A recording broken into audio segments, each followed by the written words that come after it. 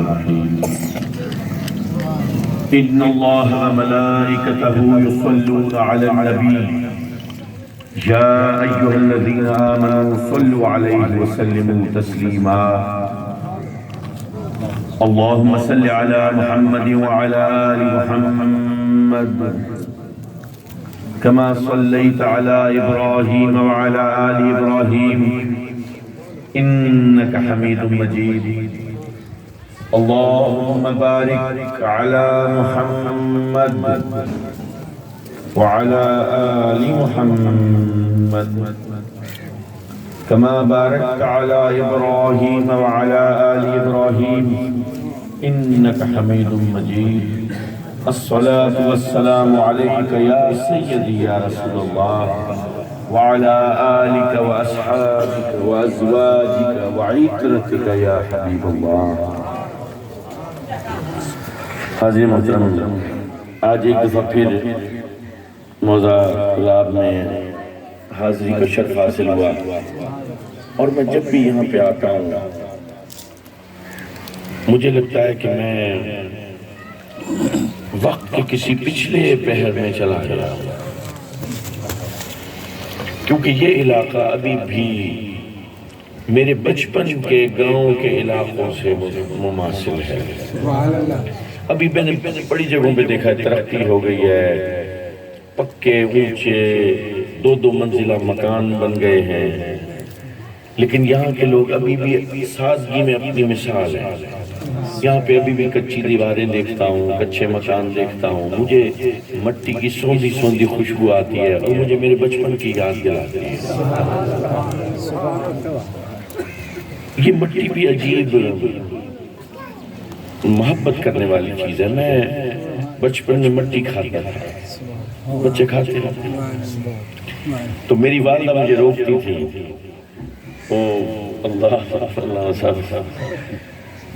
میری والدہ مجھے روکتی تھی تو میرے بابا کہتے تھے نہیں نہیں، اس کو مٹی کھانے سے نہ روکا کرو، یہ مٹی کی محبت پیدا ہوتی ہے.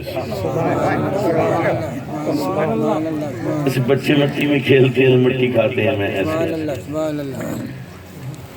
تو بس وہ میرے بابا سے کی پرانی بات، اللہ میں اس قابل نہیں.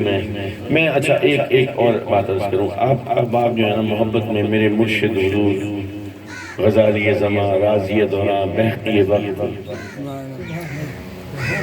قطب الاقطاب حضرت علامہ مولانا سید احمد سعید شاہ صاحب کاظمی نور اللہ قدرہ، میرے مرشد بھی، میرے دادا بھی، ان کی محبت میں اور میری نسبت کی محبت میں میرے ہاتھ چومنے کی کوشش کرتے ہیں. میری کوشش یہ ہوتی ہے کوئی میرے ہاتھ نہ چومے.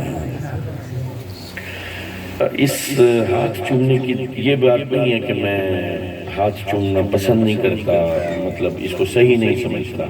نہیں، ہاتھ چومنے چاہیے. میں خود چومتا ہوں، جو بزرگ ہیں ان کے چومتا ہوں. تو میں ابھی بزرگی کے عہدے پر بھی فائز نہیں، اور اس کا کوئی دور تر امکان بھی نہیں ہے. میں چھوٹا سا آدمی ہوں، ہاں نسبتوں والا ہوں، یہ ایک الگ بات ہے. لیکن سارا دن کتنی غلطیاں کر دیتا ہوں، کتنی کوتاہیاں کر دیتا ہوں. پھر کوئی ہاتھ چوم لے تو ایک تکبر میں مبتلا ہو سکتا ہے انسان. اللہ انسان کو تکبر سے محسوس کرنا ہے، تکبر نہیں ہونا چاہیے. دیکھو یہاں زمیندار بھی بیٹھے ہیں، یہاں امیر بھی بیٹھے ہیں، یہاں غریب بھی بیٹھے ہیں، سارے لوگ موجود ہیں. بات یہ ہے کہ ہیں تو سب ہم ایک آدم کی اولاد. تو اگر اللہ نے کسی کو زیادہ دے کے، کسی کو کم دے کے، کسی کو آزمائش میں ڈال کے، کسی کو آسائش میں ڈال کے، اگر وہ رب ہمارا امتحان لے رہا ہے تو یہ اس کے کام ہے. تو مجھے کسی سے اس بات پر نہ اس کی تعظیم کرنی چاہیے کہ یہ امیر آدمی ہے، اور نہ اس بات پر کسی کی تحقیر کرنی چاہیے کہ یہ غریب آدمی ہے. نہ مجھے اس بات پر کسی سے دور ہونا چاہیے کہ اس کے پاس مال پیسہ نہیں ہے، نہ ہی مجھے کبھی کسی سے اس بات پر حسد کرنا چاہیے کہ اس کے پاس بہت پیسہ ہے. یہ رب کی تقسیم ہے. اور ہم سب جو ہیں انسان جو ہیں در حقیقت بھائی ہیں، سب انسان. اب سب انسانوں میں کافر بھی شامل ہیں،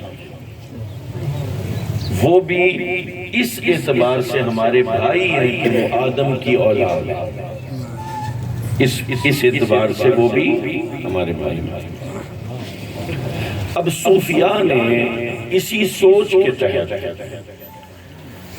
جب تبلیغ شروع کی تو کسی صوفی کے پاس کوئی ہندنی آ جاتی اپنے بچے کو دم کرانے کے لیے، تو وہ کیا کہتے تھے؟ کہتے تھے نا تو پلید ہے، تو بے مذہب دی ہے، تو دفاتی وادی، تو میرے کول نہ آ، کہ کو پاکی پلیدی دا پتہ کہہ نہیں، میں بال پدم کہہ نہیں کہنے دے کافر دا پوترے نہیں۔ انہوں نے اس جو انسانی بھائی چارہ ہے اس کو مد نظر رکھتے ہوئے کہ یہ بھی آدم نبی کی اولاد ہے۔ آج گمراہی میں کوئی مبتلا ہو جائے، کل کو راست پہ بھی آ سکتا ہے، اس میں کیا ہے؟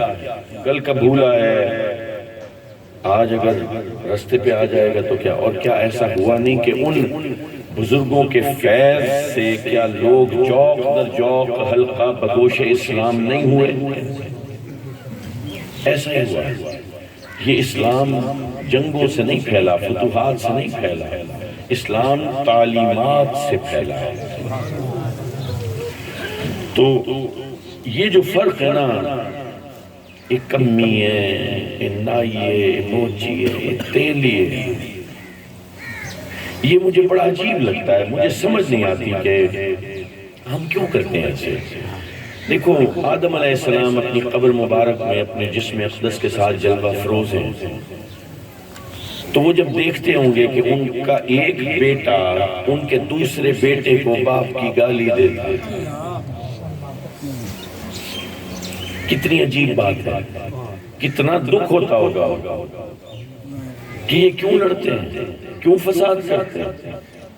یہ سب ہیں تو میری اولاد، یہ ایک ماں اور ایک باپ سے پیدا ہوئی نسل ہے، اور وہ پھر اپنے آپ کو باپ کا تانا مارے، رنگ کا تانا مارے، نسل کا تانا مارے۔ دیکھو یہ ہندو ہوں گے جو نسل پرست ہوں گے کہ ان کے اندر کوئی برہمن ہے، اونچی ذات کا ہے، پھر کوئی کھتری ہے، پھر کوئی ویش ہے، پھر کوئی شودر ہے۔ ہم مسلمانوں میں تو یہ تفریق نہیں ہے، ہمارے نبی نے تو فرمایا تھا سب برابر ہیں، کالے کو گورے پر، گورے کو کالے پر کوئی فوقیت حاصل نہیں ہے۔ پھر بھی آج تک ہم کالا گورا کرتے ہیں۔ دیکھو مارکیٹ میں رنگ گورا کرنے والی کریمیں بکتی ہیں، کوئی رنگ کالا کرنے والی کریم بکتی ہے۔ اس کا مطلب یہ ہے یہ فرق ابھی رسول نے جو مٹایا تھا امتی کے دماغ سے مٹا نہیں ہے۔ جس دن یہ فرق مٹ گیا اس دن یا تو دونوں کریمیں بکیں گی یا ایک بھی نہیں بکے گی۔ سمجھتا نہیں؟ آج تو اب گاؤں دیہات میں بھی جو نائی حجام ہیں وہ فیشل میشل کراتے ہیں۔ میرا ایک پیر بھائی ہے تحریک بقا اسلام کے ساتھ متصل ہے، وہ یہ حجام کا کام کرتا ہے، تو وہ کہتا ہے کہ یہ وہ بچے آتے ہیں کہ بھئی اب ہماری شادی ہونے والی ہے، 3 مہینے 4 مہینے کے بعد تو چاچا فیشل کرنے والے ہیں۔ میں چٹا تھی ویسا، کوئی گورے ہونے پر بھی بیوی کو پسند آتا ہے۔ مرد وہ ہوتا ہے جو ذمہ داری قبول کرتا ہے، کالا ہو گورا ہو قد چھوٹا ہو جیسا بھی ہو، اگر کوئی اپاہج بھی ہے نا، ٹانگ سے معذور بھی ہے نا، اگر وہ اپنی بیوی اور بچوں کی ذمہ داری اٹھائے کھڑا ہے تو وہ مرد کا بچہ ہے۔ یہ مردانگی ہے۔ مردانگی یہ تھوڑی ہے کہ آپ اونچے لمبے قد کے ہیں لیکن بیوی کا پتہ نہیں، بچوں کا پتہ نہیں، ماں آوازیں دیتی پھرتی ہے، بیٹا لمبے اونچے قد کا مائے والے کپڑے پہن کے اپنی وہ کھیڑی چپل پالش چمکاتی ہوئی، پیچھے پتہ ہے نہیں ماں کے پوچھڑ میں اتنے سوراخ ہیں، بیٹی اب جوان ہو رہی ہے، ننگے پاؤں ہیں، جوتی کے لیے پیسے نہیں ہیں، خود خرچے کرتا پھر رہا ہے ادھر ادھر۔ یار وہ مرنا نہیں آئے ہمارے وہ احمد پور والے عبدالحمید صاحب، ان کو بتایا نہیں کسی نے، مسافر خانے والے، وہ تو سائیکل کے اوپر ملتان پہنچ جاتے ہیں، وہ تو اتنی محبت والا آدمی ہے۔ اچھا، وہ اگر کبھی ایسے ہو نا کہ بھئی ان کے آنے جانے کا کوئی ہو اور آپ میں سے کوئی آ رہا ہو تو ان کو اپنے ساتھ ایسے جوڑ کے رکھا کرو، وہ فقیر آدمی ہے، یہ فیض والا ہے، یہ بھی بتا رہا ہوں، تو غریب ہے، فیض والا ہے۔ اچھا، تو ذکر ہے میرے آقا کا۔ اب یہ سمجھنے والی بات ہے، یہ 5 10 15 منٹ میں تو حصول برکت کے لیے حاضر ہوا ہوں، کوئی خطیب تو ہوں نہیں، کوئی مقرر ہوں نہیں، علم اتنا ہے نہیں کہ آپ کے سامنے بیان کروں، یہ تو آپ کی محبتیں ہیں کہ میں حاضر ہو جاتا ہوں، کوئی بلاوا آتا ہے میں کہتا ہوں شکر ہے مولا تیرا کرم، تو نے بزرگوں کے راستے پہ ڈالا ہے۔ اس کے 3 فائدے ہوتے ہیں۔ پہلی بات یہ ہوتی ہے کہ جس وقت میں چلتا ہوں اور یہاں پہنچتا ہوں اور تقریر کرتا ہوں، اس وقت میں کسی گناہ سے بچ جاتا ہوں۔ بھائی حضور کے میلاد کے لیے بندہ روانہ ہوتا ہے، تیار ہوتا ہے، جسم کو پاک کرتا ہے، کپڑے کرتا ہے، پھر وہاں سے روانہ ہو کے آتا ہے، پھر یہ سوچتا ہے اچھا کیا بات کروں گا کیا نہیں، وہ مسلسل آپ کا یہ ٹائم ہمارا یہ بچ جاتا ہے کہ میں کسی گناہ کے ارتکاب میں مبتلا ہوں، وہ گند سے بچ گیا، بندہ غلاظت سے بچ گیا۔ دوسری بات یہ ہے کہ حضور کی محفل میں شرکت کا شرف ہو جاتا ہے۔ یہ اس سے بڑی کیا بات ہوگی کہ کوئی نبی کی محفل میں آئے، یہ کتنی خوبصورت بات ہے کہ انسان نبی کی۔ تیسری چیز یہ کہ صرف یہ خوش نصیبی کے شامل ہو گئے، یہ ایک الگ بات ہے، یہ محفل قیامت کے دن میرے مرنے کے بعد جب میں دوبارہ اٹھایا جاؤں گا گواہی دیں گے۔ تو یہ تین فائدے ہو جاتے ہیں، تین فائدے۔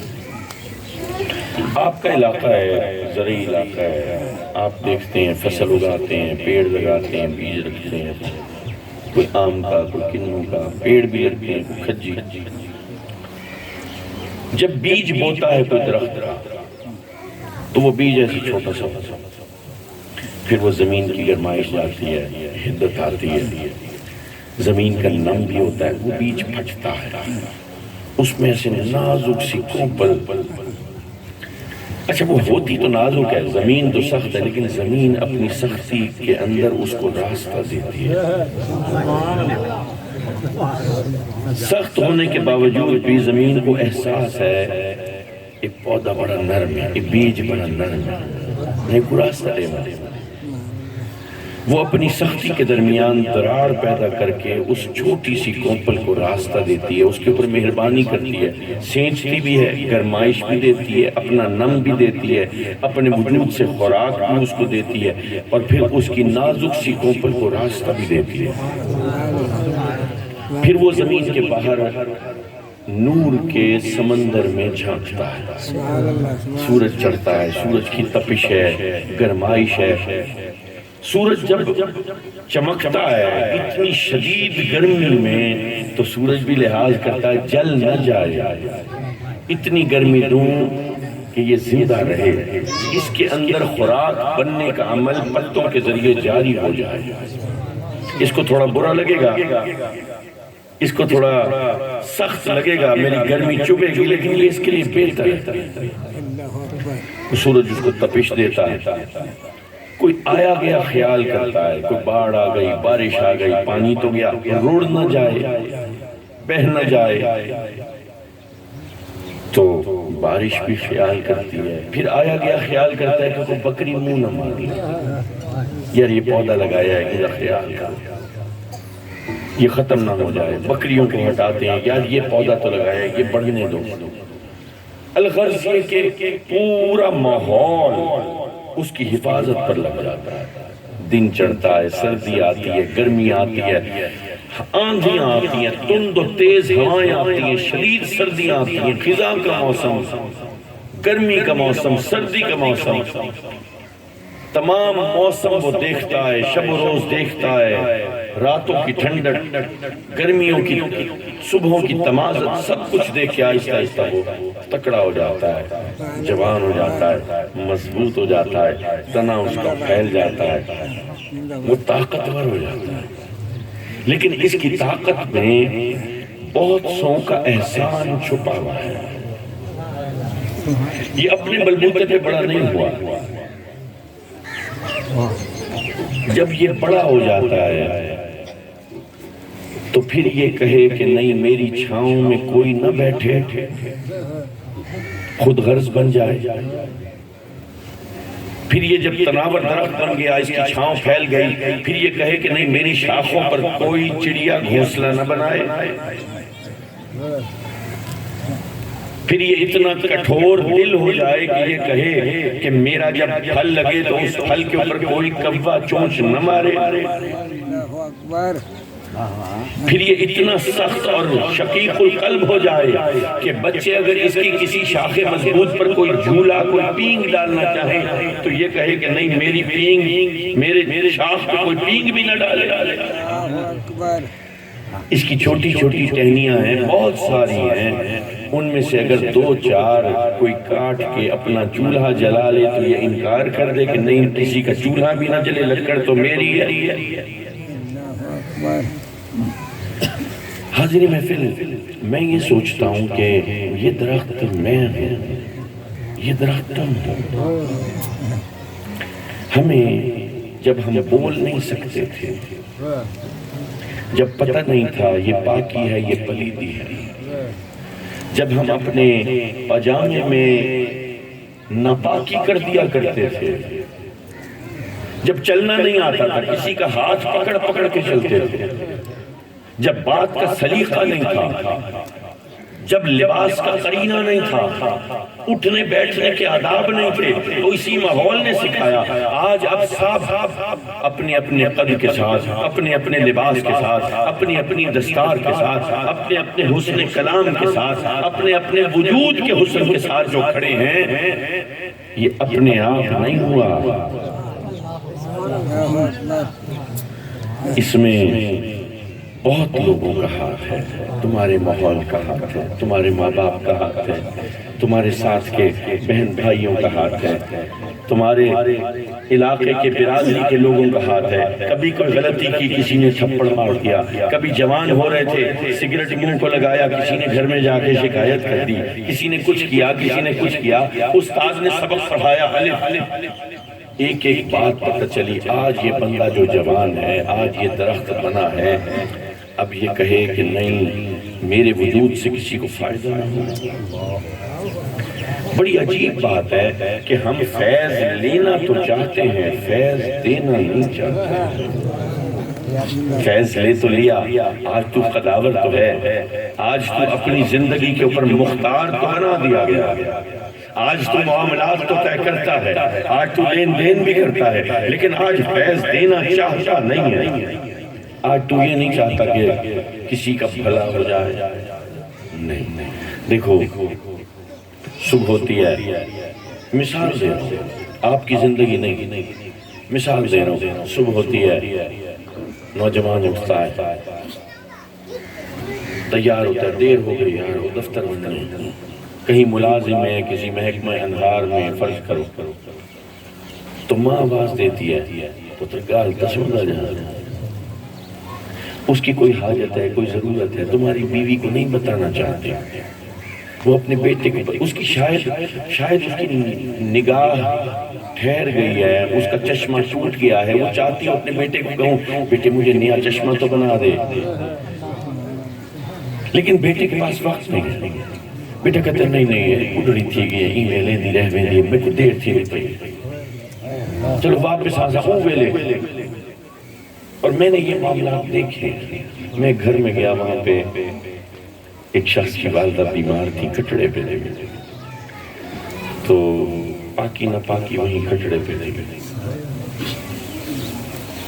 تو میں نے کہا کہ وہ ملک صاحب آپ کی یہ دیواروں پہ یہ شور آ رہا ہے، یہ سیم آ رہا ہے، ہوتا ہے نا کلر، جس کو کیا دے گا سیم کلر، تو دیواروں پہ یہ آ رہا تھا، رنگ روغن اکھڑ گیا تھا، اچھی بڑی حویلی تھی. تو آدھے بس صحیح والدہ صاحبہ دی کوئی آسانی تھی ونجے تے بال کرے سائے. بیٹا انتظار میں ہے کہ ماں کب رخصت ہو. وہ اللہ سے اس کی شفا کی دعا نہیں کرتا. اس ماں نے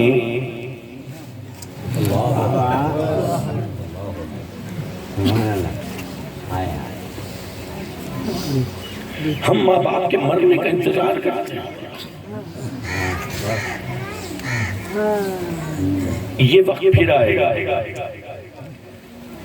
کوئی تیرے مرنے کا انتظار ہے. میں چھوٹا تھا تو میرے والد ایک دن رات کو کبھی کبھار ایسے ہوتا تھا، زیادہ نہیں، کبھی کبھار کہ ہم اپنے والد کے ساتھ سوتے تھے. تو ایک دن ایسے رات کو سلایا لٹایا تو کہانی سنا دیا کرتے تھے کوئی. تو ایک دن کہانی سنا رہے تھے، وہ کہانی آپ کو سناتا ہوں. وہ چھوٹے بچے کو سجاد سعید نے اپنے بیٹے جاوید سعید کو، اپنے اکلوتے بیٹے کو جو کہانی سنائی وہ سنا چھوٹی سی کہانی کہ ایک بندے کی شادی ہو گئی. اس کا باپ جو ہے نا وہ اس کو کھانسی لگی تھی. تو بیوی نے شکایت کی کہ تیرا والد جو ہے نا اس کو کھانسی لگی ہوئی ہے، میں سارا دن محنت کرتی ہوں، مشقت کرتی ہوں، یہ کھانستا رہتا ہے، میں رات کو سو نہیں پاتی. تو اب یہ کمرہ ہے، یہ سردی ہے، میں کیا کروں؟ تو کیا ایسے نہیں کرتا اپنے والد کا کھٹڑا باہر برآمدے میں ڈال دے؟ تو کہنے لگا وہ میرا باپ ہے، باہر کتنی سردی ہے، یہ ضعیف آدمی ہے، پہلے کھانسی ہے، مر جائے گا. تو کہنے لگی کہ یہ ایک رضائی تو ہے، اوپر چیخ لگا دیتے ہیں، ایک کمبل جو پچھلے سال تیرا بھائی دبئی سے لے کے آیا تھا وہ بھی دے دے.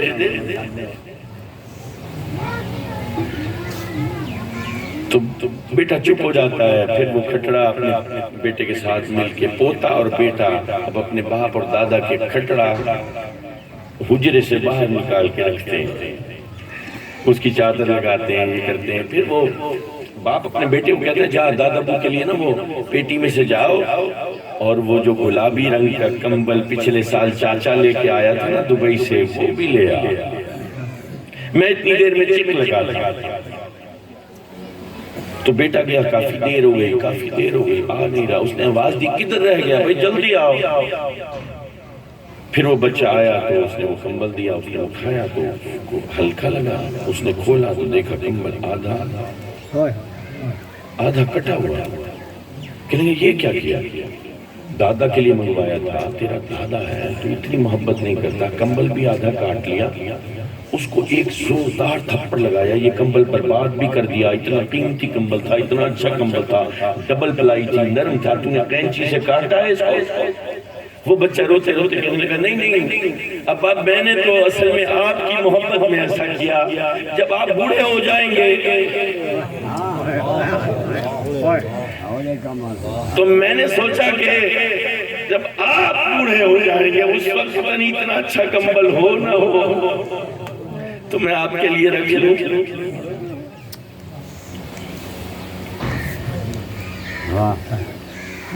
ہم فیض نہیں دیتے، ماں بلاتی رہ جاتی ہے. بچہ سارا دن جائے گا باہر نکلا. اب فرشتے تو دیکھ رہے ہیں یہ بے فیض آیا. صبح اس کو ماں نے آواز دی، ماں نے آواز نہیں دی، رب نے فیض دینے کا موقع تجھے دیا تھا، اس نے گنوا دیا. یہ باہر جلدی میں نکلا، آگے نکلا تو دیکھا سڑک کے اوپر پتھر پڑا. یہ پتھر کہاں سے آیا؟ یہ پتھر جو ہے یہ منظر کشی یہ فرشتوں نے سجائی ہے کہ پتھر پڑا ہے. ہو سکتا ہے یہ اترے پتھر کو اٹھا کے تھوڑا سا فیض لے لے، لیکن موٹر سائیکل ایسے بھگا کے چلا گیا. وہاں گیا تو ایک بوڑھا بابا بیٹھا تھا جس کا کوئی پانی کا مسئلہ تھا. ایک چادر باندھے غریب سا، ایسے چھجے ہوئے کپڑے، چھجنا سمجھتے ہو، چھجا ہوا لباس، گردن جھکا کے بیٹھا ہے. ہاں بابا تو غریب ہے، چل ٹھیک ہے بابا تم 500 دے دے. 1000 ویسے میں 1000 لیتا ہوں رشوت، لیکن تو غریب ہے، تو 500 دے۔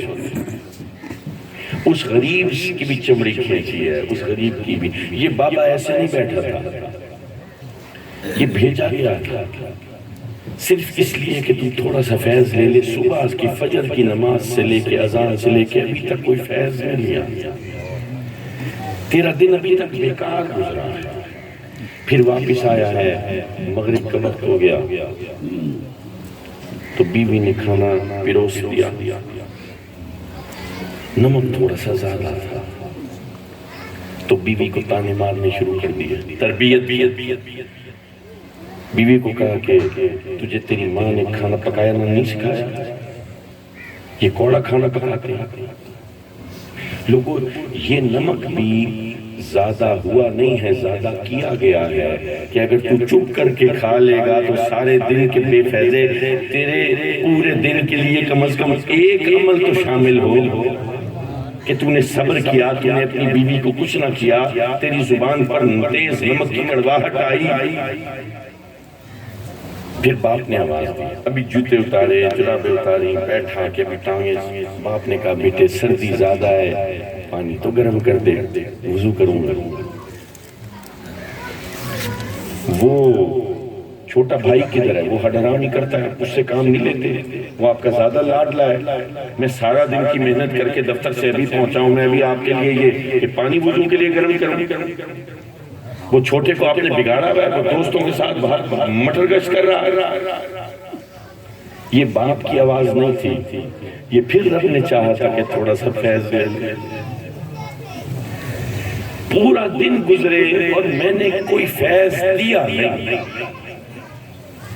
پھر رات کو پیر صاحب کو میں کال کر دوں، صحیح دعا کریں، تو ماں باپ کو رلا کے، بیوی کو، بچوں کو، پوری دنیا کو فیض دینے والا بنتا نہیں ہے۔ تجھے مرشد سے کیا فیض ملے گا؟ تو سوکھے ہوئے درخت سے بھی بدتر ہے کہ کم از کم سوکھا ہوا درخت سیوی اور دیمک کی غذا تو بنتا ہے، اس کے رزق کا موجب تو بنتا ہے، تو اس سوکھے ہوئے درخت سے بھی بدتر ٹھہرا۔ سارا دن گزر گیا، اس جوان نے فیض دینے کا نام نہیں لیا، اور رات کو پیر صاحب کو کال کر کے کہتے ہیں دعا کر دے، اور پھر یہ دعا لگے گی۔ یہ پیر جو تمہارے گھر بیٹھے ہیں، تمہارے ماں، تمہارے باپ، بہن فون کرتی ہے، بھائی مہنگائی ہو گئی ہے، بجلی کا بل بڑا آیا ہے، 5000 روپے دے گا۔ اب دے سکتا ہے، لیکن پھر سوچتا ہے اگر ایک دفعہ دے دیے نا تو پھر یہ اس کا منہ کھل جائے گا، پھر یہ بار بار مانگے گا۔ تو کہتا ہے یہ میں مہنگائی سے تیرے لیے ہوئی ہے، میرے لیے نہیں ہوئی۔ یہ نوٹ اور یہ پیسے کا پیڑوں پہ لگتے ہیں، میں محنت کرتا ہوں، تیرا نکھٹو شوہر اگر کچھ نہیں کرتا تو اس کو کہو۔ اب اس بہن نے کتنی دفعہ سوچا ہوگا کہ کس کو کہوں، کون کر دے گا مدد، کس سے مانگوں؟ 50 دفعہ سوچ کے پھر اٹھایا ہوگا، پھر رکھا ہوگا۔ پھر ایسے وقت ہے کہ کوئی بھابی نہ سن لے، کسی کو برا نہ لگے، بچے نہ سنیں کہ میں مانگ رہی ہوں، میں پریشان ہوں۔ کتنی امید سے بھائی کو فون کیا ہوگا۔ یہ جو درخت ہے نا، یہ بڑا سخت دل ہو گیا، اس کو چاہیے تھوڑا رحم کرے اپنے۔ جو فیض لے لے کے آج یہ تناور درخت بنا ہے، اس کو چاہیے کہ گھونسلے بنانے دے چڑیوں کو اپنے، کسی ٹال پہ، کسی ڈال پہ۔ اس کو چاہیے کہ جو اس کا پھل لگا ہے، کوئی چڑی، کوئی کبا آ کے اگر چونچ مار جائے، تیرے پھل میں کمی نہیں آ رہی۔ کوئی بابا دھوپ سے بچنے کے لیے اگر 2 پہر سانس لے لے گا تو تیرے پتے جھڑ نہیں رہیں گے۔ کوئی بچی مدرسے جاتے ہوئے اگر بارش سے بچنے کے لیے تیری چھتری میں اپنے آپ کو بھیگنے سے بچنے کے لیے تھوڑی دیر کھڑی ہو جائے گی تو تو مر نہیں جائے گا، تو سوکھ نہیں جائے گا۔ اگر 2 بچے پینگ ڈال لیں گے، جھولا ڈال لیں گے تو تیری رونقوں میں ہی اضافہ ہوگا، بچوں کی کلکاریوں میں ہی اضافہ ہوگا، کہیں تیری شاخ اور ڈال ٹوٹ نہیں جائے گا۔ حاضرین محترم، ہم ماننے والے ہیں اس ذات کے جو فیض دینے والا تھا، اس کے امتی ہیں۔ نعرہ تکبیر، نعرہ رسالت، نعرہ خلافت، نعرہ حیدری، فیضان حضور غزالی زمان، جگر گوشہ حضور غزالی زمان۔ وہ ذات کیا تھی؟ دیکھو چھوٹی سی بات بتاتا ہوں۔ بوڑھی عورت کھڑی ہے سڑک کے کنارے اور کہتی ہے کہ میں اب عرب کو چھوڑ کے جاتی ہوں، کیونکہ یہاں پر کوئی محمد نام کا جادوگر آ گیا ہے، جو اس سے ملتا ہے اسی کا نام بولتا ہے اور اسی کے نام کی مالا چبتا ہے اور اس کے خدا پر ایمان لے آتا ہے۔ تو اب میں بوڑھی ہو گئی ہوں، اب میں اپنے خداؤں سے غداری نہیں کر سکتی، ساری زندگی میں نے اپنے خداؤں کی عبادت کی ہے، اب میں نے کہیں اس کے سامنا ہو گیا تو میں بھی اگر اس کے جادو کے اثر میں آ گئی تو میں بھی اپنے خداؤں سے جاؤں گی، اس لیے میں مکہ ہی چھوڑ کے جاتی ہوں۔ اب وہ انتظار کر رہی ہے اپنی گٹھڑی اٹھائے کہ کوئی مجھے اس بڑی پگڈنڈی اور بڑی شاہراہ تک چھوڑ آئے جہاں سے قافلے گزرتے ہیں، میں اس کسی قافلے کے ساتھ کسی دوسرے شہر جا کے بس جاؤں گی، یہ جگہ چھوڑ۔ تو دیکھتی ہے اتنی دیر میں ایک 40 سال کے گیڑھے میں ایک نوجوان وہ آتا ہے، وہ کہتا ہے مسکرا کے، اماں کیا بات ہے، میں آپ کی مدد کروں؟ ہاں بیٹا یہ گٹھڑی اٹھا لے، تو میری مدد کر، خدا تجھ سے خوش رہیں۔ وہ چل پڑتا ہے ساتھ ساتھ، اماں جا رہی ہوں؟ ہاں میں چھوڑ کے جا رہی ہوں۔ پوری کہانی سناتی ہے، یہ ساتھ ساتھ کاندھے کے اوپر اس بوڑھی عورت کی گٹھڑی اٹھائے، یہ خوش خصال، یہ خوبصورت، یہ روشن پیشانی والا، یہ متانت کی چال والا، یہ حسن کے ساتھ چلنے والا، یہ خوبصورت خمدار زلفوں والا، یہ اپنی مسکراہٹیں بکیرتا، اس کی دلجوئی کرتا، اس کی پریشانی کو آسانی میں اپنے الفاظ سے بدلتا، یہ چلتا گیا حتیٰ کہ وہ جگہ آ گئی جو قافلوں کی راہ گزر ہے۔ بھئی چھوٹا سا شہر تھا، عرب شریف کا پرانا وہ اگر آپ دیکھیں نقشے تو 10 منٹ لگے ہوں گے، 15 منٹ لگے ہوں گے، وہ مائی تھوڑی آہستہ لٹ پکڑ کے چلتی ہوگی تو 20 منٹ لگ گئے ہوں گے، زیادہ سے زیادہ۔ تو کہنے لگے اچھا بیٹے تو اتنا اچھا ہے، اتنی پیاری باتیں کی، تو نے اتنی حوصلہ افزائی کی، تو نے میری اتنی مدد کی، تو نے اتنا راستہ جب کوئی نہیں آ رہا تھا میری گٹھڑی کو کاندھے پہ اٹھایا، تو بیٹے اپنے نام تو بتاتا جا۔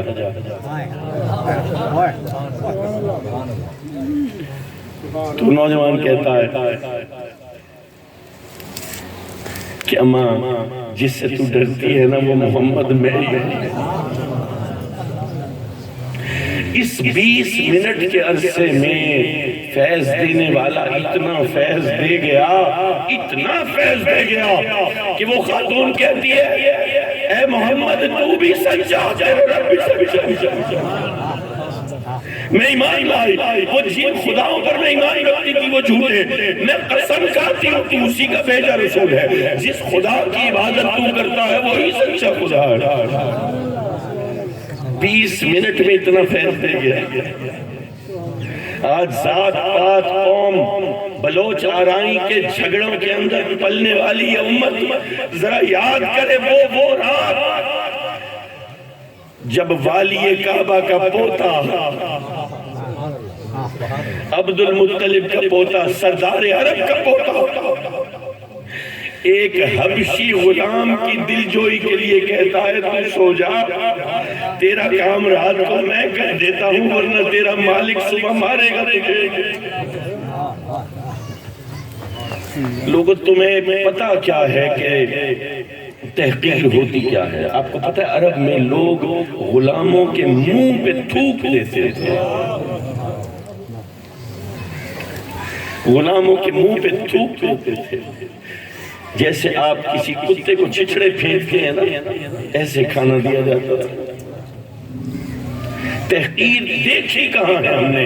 ارے تمہیں تو نبی نے معزز کر دیا برابر کر کے، تمہیں تو مقرر کر دیا، تمہاری اخلاقیات کو اونچا کر کے۔ لوگوں وہ حدیث یاد کرو جب حضور نے فرمایا آج جو پوچھنا ہے پوچھ لو، تو کسی نے کچھ پوچھا، کسی نے کچھ پوچھا، لیکن اس روایت میں 4 لوگ ایسے کھڑے ہوئے، 4 نے پوچھا حضور میرے باپ کا نام بتا دے۔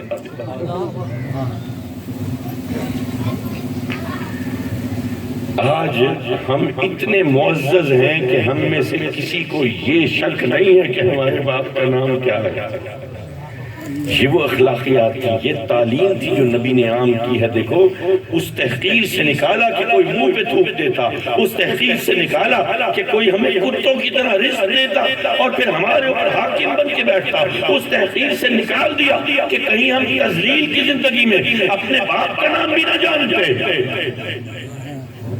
حاضرین محترم، اس دور میں جب غلام کی یہ بے توقیری تھی، اس دور میں کوئی حبشی غلام کے ساتھ بیٹھے ایسے دل جوئی کرے اور ہو سردار کا بیٹا، اس کو کہتے تو سو جا، لوگ قریب نہیں آنے دیتے تھے، تیرے پاس سے گندے پسینے کی بدبو آتی ہے، اور وہ سردار کا بیٹا کہتا ہے تو سو جا میں تیرا کام کروں۔ وہ فیض دینے والا فیض دیتا تھا، امتی فیض دیتا تھا۔ امتی شقیق القلب ہے، وہ معاف کرنے والا، وہ جن لوگوں نے عرصہ حیات تنگ کر دیا، یاد ہے شیب ابی طالب گھر چھین لیے، گھروں سے نکلنے پر مجبور کر دیا، وہ ابو طالب کی گھاٹی میں لق و دق صحرا کے اندر بس ایک ذرا سا ٹکڑا تھا سائے کا، اس کے اندر جا کے نبی کا پورا خاندان، بچے، بوڑھے، عورتیں، بی بی خدیجہ، حضرت ابو طالب، وہ سارے جا کے وہاں، ان کو ایک اناج کا دانہ بھی کوئی نہیں دیتا تھا، کوئی سونے کی انگوٹھی بھی دے اس کے بدلے اناج کی کوئی مٹھی نہیں دیتا۔ Boycott, social boycott.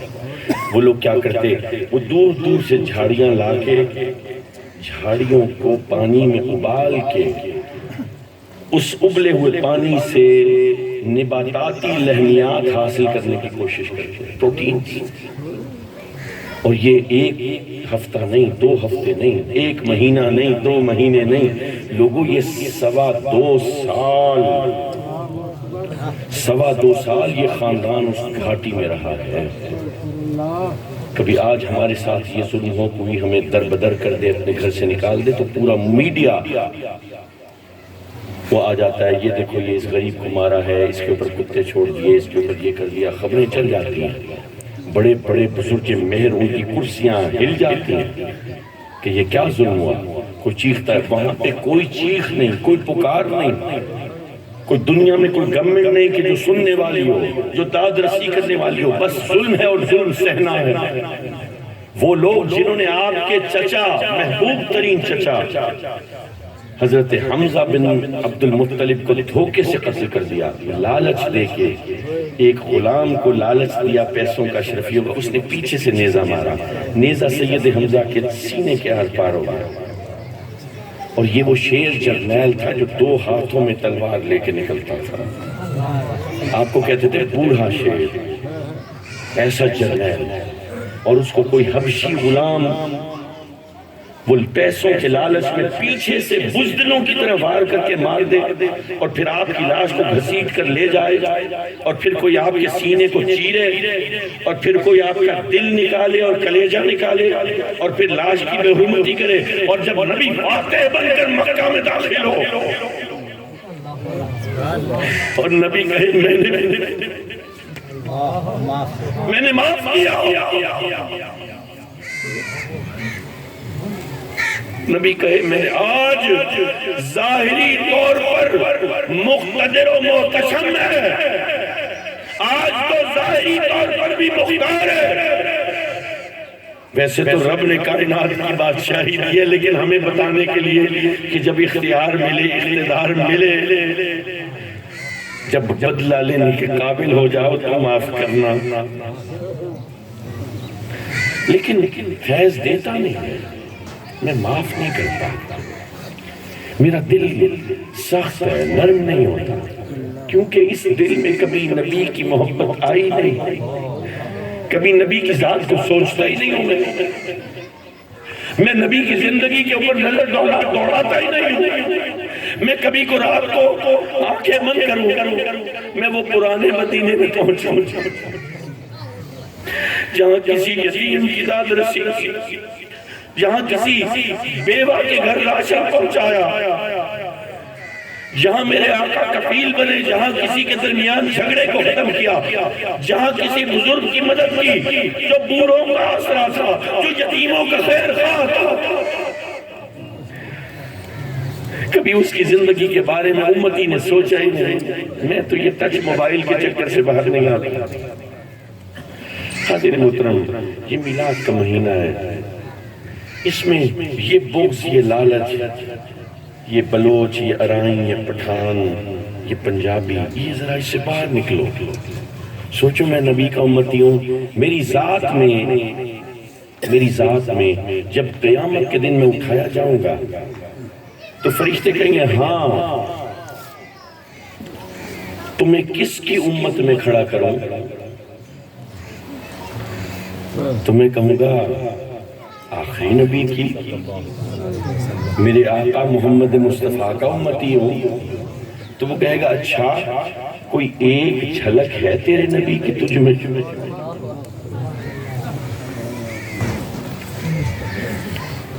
اس مہر منیر کی کروڑ ارب انگنت کرنے ہیں، کوئی ایک کرن تیرے سینے کے سیکل میں چمکتی ہے، کوئی اس کی ایک ادا تیری ذات میں چھلکتی ہے، اس کی خوشبوؤں کے کتنے عکس تیرے وجود سے کوئی ایک عکس بھی نظر آتا ہے۔ تو آج یہ مہینہ اس لیے ہے کہ میں اپنے بارے میں سوچوں کہ میں کیا، دوسرے برے ہیں یہ فیصلہ تو نہ کر، دوسرے خراب ہیں، دوسرے چور ہیں، دوسرے ڈاکو ہیں، یہ تم فیصلہ نہ کرو، یہ خدا کے فیصلے ہیں، خدا کو کرنے دینا۔ آج میں یہ دیکھوں کہ میں کیا میں نے کسی کو معاف کیا؟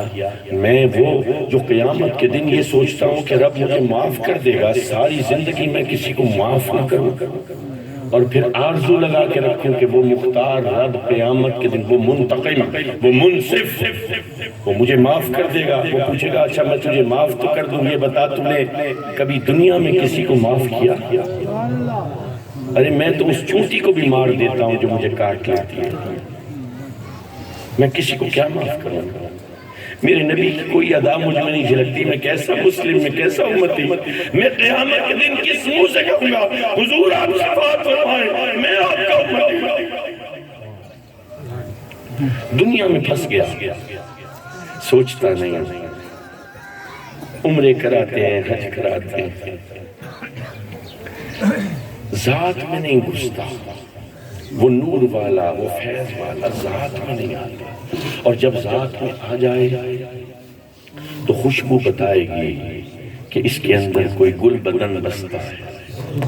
بسا ہے کون تیرے دل میں گل بدن ہے درد کہ بو گلاب کی آئی تیرے پسینے سے۔ یہ جو آپ کسی کو دیکھتے ہیں کوئی بزرگ آیا ہے، اس سے ملتے ہیں، اس کے پسینے سے بھی خوشبو آتی ہے، کراہت نہیں آتی، اس کے وجود سے اطمینان کی ہوا آتی ہے، کراہت نہیں آتی، اس کو دیکھنے کو دل کرتا ہے، اس کی بات سننے کو من ٹھٹتا ہے، کان رسیاں ہیں اس کی آواز کے، اس کی آواز بند ہو تو حلقوں میں سماعت میں کانٹے اگاتے ہیں، طلب ہوتی ہے کہ اس کے پاس بیٹھے، اس کے پاس جا کے ملے، اس لیے کہ اس نے دل میں کسی کو بسا رہا ہے۔ لوگوں آج میں فیصلہ کرتا ہوں، آج آپ نے فیصلہ کرنا ہے کہ میلاد النبی کی اس محفل کو، میلاد النبی کے اس لمحے کو، اس مہینے کی اس ساعت کو ہم اپنے نفع کے لیے کیسے استعمال کر سکتے ہیں۔ تعریفیں تو بہت بیان کرتے ہیں، لیکن یہ خالی خالی تعریفیں بیان کر کے پھر اپنے گھروں میں جا کے وہی عمل دوبارہ شروع کر دیں، وہی اپنے بچوں پہ ہاتھ اٹھائیں، وہ بیوی کو تانے ماریں، وہی ماں باپ کو دھتکار دیں، ماں باپ کو گالیاں دیں، ماں باپ کے سامنے سینہ اکڑ کے بات کریں، ماں باپ کو اپنے خوف میں مبتلا کریں۔ میرا سوت، میرا چاچا، کوئی بھی میرے شر سے محفوظ نہ ہو، میری نگاہ نامحرم عورت کی طرف اٹھتی ہو بدنیتی سے، اور میں کہوں میں غیرت مند نہیں، مرد کے بچے بنو، اپنی آنکھوں پہ تو قابو پاؤ۔ اللہ ہمیں اس ذات کے نقش قدم پر چلنے کی توفیق عطا فرمائے جس کے ماننے والے ہیں۔ وما علینا الا البلاغ۔